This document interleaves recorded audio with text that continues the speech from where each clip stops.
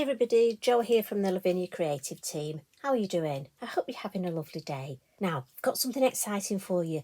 Have you seen we've got some new stamps? Now, this is all part of the Midnight Coven collection, and Tracy's drawn us some fabulous new designs. And I've come up with this here where I'm going to mix some of our lovely new ones with some of our older classics and favourites, just to make a lovely, fun design. But again, you could take part of it, maybe just use this part. Are you making Halloween bags? Or maybe this little part here. Now, is that a scarecrow in a field? Could you make this a farmer's field? And this one here. Now, you know I'm not good at names. I think this is Raventhorn. This is fabulous, and it hangs down, it grows up. I know that's going to be one of my well-used stamps in the future. Now, this all starts as a piece of, this is an A5 piece, look, multifarious card. I'm going to start with the stamping, and I'm going to start with Harlan, and he's the main sort of scarecrow without his head. I'm just using the black here, so this is the Nocturne. So I'm just going to stamp him sort of there. Now this is a silhouette stamp. So again, just let that ink soak in so you get that lovely stamp in there. Now this is off Ickle Pumpkins. And I just thought it makes a lovely fun head. Now a little tip, just you need to sort of get your head over the top so that you get that. Now, don't worry, where this little bit, I could have probably done that a bit higher, but all I do, to be honest, and you know me, I did that just to show you, get your black fine liner pen and just extend that there and make it look like shadow, so nobody will ever know that that's there, because you won't tell them, will you? We've got this gorgeous, I don't know, is he a crow, is he a raven? Poe and Noctis. And I'm just going to pop him. He's going to look lovely on here. And then a couple of new little, these are hilarious, these little cheeky Ragwort and Strawson. And he is just cheekily facing the right way to just go on this arm. He's run up and he's just going here. I mean, when I'm thinking of all the different things, the fun things that you can use these for. So now we need Hob, and we're just going to put one at each side for this. So I think we'll put him just a little bit further back to build up the scene. And then try and mirror that on the other side. So again, I'm thinking sort of there. Well, I'm going for there anyway. So we're just building up that design. Now, Tracy's given us two new little pumpkins. Murk and Mist, I think we've got here. And I just want to stamp them in a row here. So what I'm going to do, and because the silhouette, we can get away without complete masking. So if I stamp this one, this side. So I'm not going to put them sort of directly one completely overlapping the other. So as I say, I can get away with just sort of slightly overlapping them. Oh, he's got a dodgy eye, that one. And I'm just sort of going to do a random, and we'll just have the three. And as I say, because the silhouettes, and we can just get away without having to sort of mask any areas. And we'll just have this one here, just slightly overlapping. But we can bring in our other little rat. So he's going to be over here looking. Can you tell I've been making stories up as I've been going? Again, he's just gorgeous. Just there, look. And he just fills that space nicely that he's looking around the whole design. That's the majority of the stamping done for the main design. So I'm going to give that a blot. And again, this is just the way I tend to work. And we'll add a little bit of scenery now. And I'm going to start with Sahara. And I'm going to get my mini hill masks Misks, what are misks? I think I could have made a new word there, Tracy. We've now got misks. Maybe that's the Halloween masks.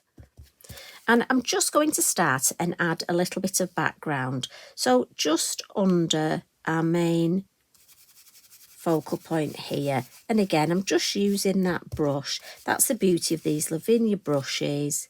And then we'll go through there. And I am going to bring some more colour around the edge. So I don't need to go right to the edge. And then we can come in with a little hill. And again, I tend to just leave a little bit of white space just where the two meet. I think it almost looks like, almost looks like a bit of, I don't know, magic sort of in between where you get the two. And then we'll have one more. And again, I'm not inking up, I'm just using that ink because I want this to be fainter, because obviously this is in the distance, that nice hill in the distance. And it's just starting to build up, and I want that quite pale.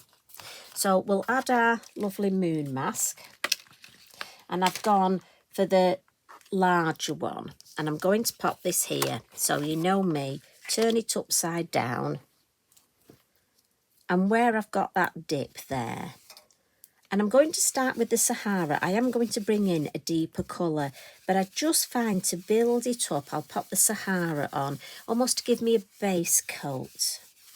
And then I'm going to come in with paprika. So blend in the lid. I'm going to start in that corner and look at that colour. And it's just more forgiving with having that Sahara underneath as a base coat. And if I just lift that off and show you. So can you see what we've got? And then I'm just going to bring in a little bit of truffle. And it's just to get those colour tones. And I'm going to bring the truffle right over the moon. Just want to add a sort of atmospheric shadow. And it's lovely this, because it's just building up those colours. And then just at the bottom here, I'm going to come in and just ground the whole thing with truffle. And just play with your colours and introduce them like that. And then I'm going to add some colour all the way around. So I need my kitchen roll, and we'll come in with this paprika. And we'll just blend. So when I'm blending, I tend to start in the bottom corner, and once I've got that corner to the colour I like, I'll blend right across the bottom and then turn my work round. Next corner.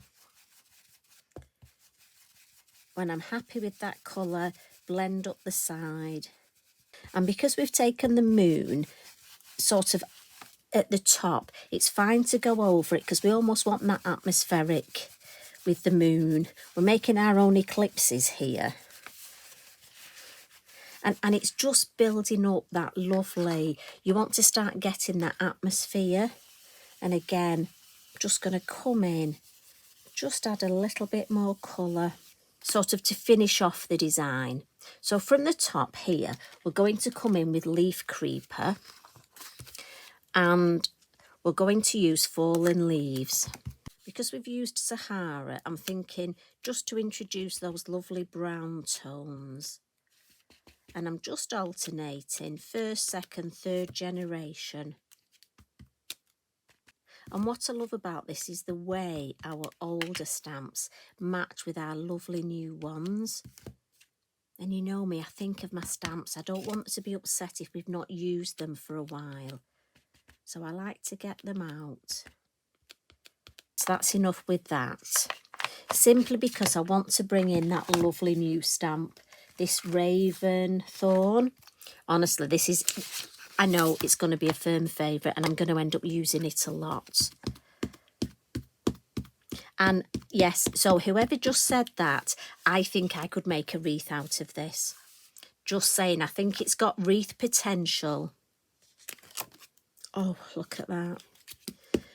And you know, I mean, look, stamp it that way. I mean, obviously I'm going to have it hanging down, but, well, actually, let's just, okay, I know you're asking, let's just stamp it across there.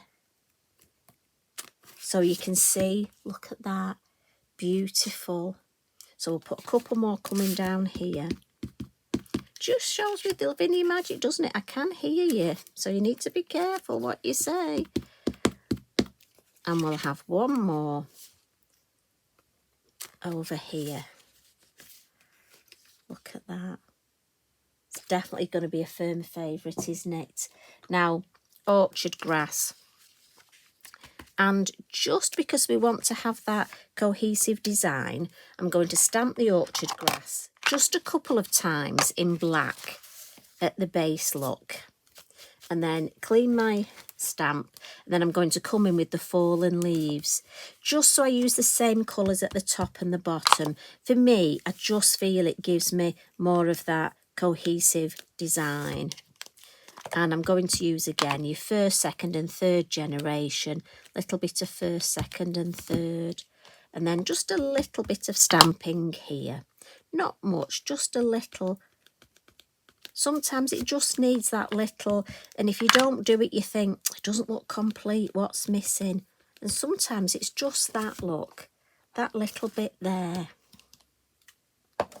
So the last bit of stamping before I add my colour is I'm going to come in with a lovely sentiment stamp, and this is Magic Dwells. Now, you know me, I always put a line, a Sharpie pen line on the back of my sentiments because I am likely to stamp it upside down, and that's probably just me. Sand Dune, lovely, or Sandra Dune as she's now known, is a lovely pale colour.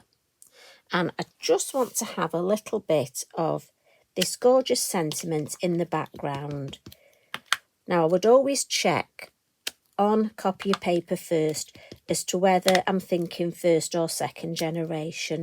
This one, when I tried it, second was too pale. I needed first. And I'm not particularly going round in a complete frame. I just want a nice little bit of stamping in the background, sort of randomly. Yes, but obviously making sure it's all the correct way up. And this just again takes away that sometimes starkness in the background. And I'm just going to put one here in the middle. And it just adds that little something. And it's lovely. I love this process of just building up. Now, if we get rid of this, time to add some lovely colour. So Mondelez pencils, and my green is 22, and then for my pumpkin I've got 35 and 132. And again, you will take your time colouring in, just enjoy it.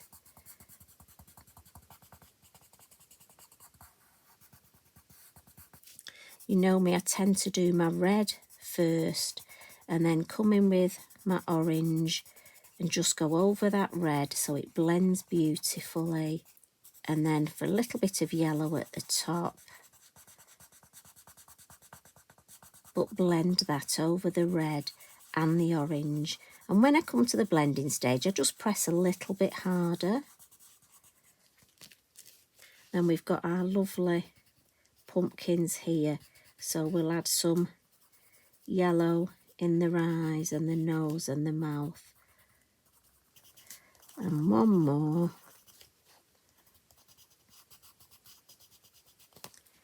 So now it's those last little tricks, the finishing touches that just make it look even better. And I've got my Koh-i-Noor soft pastel pencils here. And if we just start and build up some shadowing here. So we'll have a little bit of just grounding there. And we just want to ground our pumpkins as well. And this just makes all the difference. And then our shadow, the moon's there, so it'll sort of come this way and then it'll spread out. And we can do a little bit of grounding here, and his shadow will be pretty straight. Little bit of grounding here. You get the idea. We're just playing again his shadow's going to be sort of this way and then that way.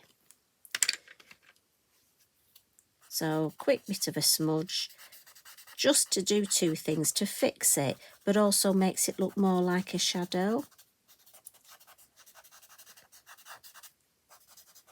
And I always think this just really brings a piece to life. And again, you will take longer and just build up those beautiful shadows. And then with the white, we can just add, we've got a little bit of highlight on his back there.